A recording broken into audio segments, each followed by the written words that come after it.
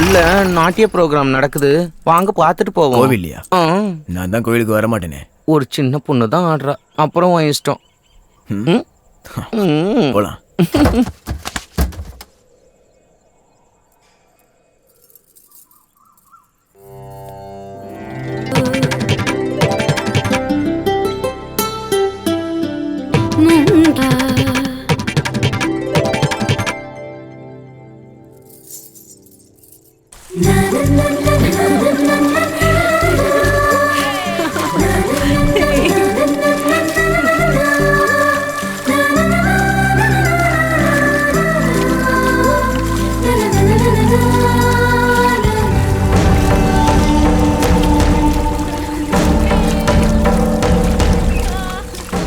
அப்பா, இவளோட அழக பார்த்தா என்னாலேயே எதையும் அடக்க முடியல.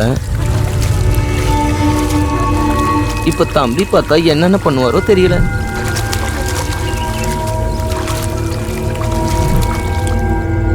எங்க காணோம்? நல்லா துள்ளி குதிச்சுதான் வராங்க.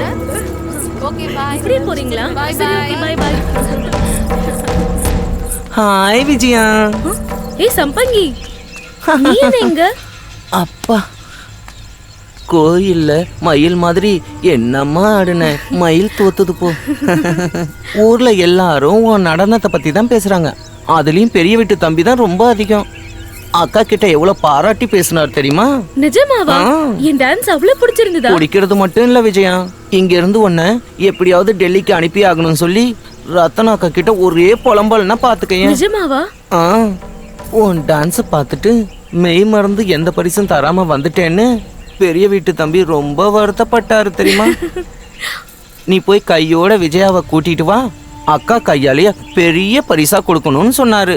அப்படியா? அப்ப நான் அம்மா கிட்ட போய் சொல்லிட்டு வந்துடுறேன். ஆமா, அம்மா கூட்டு வரேன், அக்கா கூட்டு வரேன், அத்தையை கூட்டு வரேன், ஊரே கூட்டுவா. உனக்கு கடவுள் அழக கொடுத்தாரு ஒழிய அறிவை கொடுக்கவே இல்ல.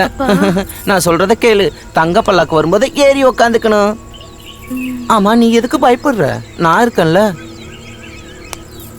போலாம் வா.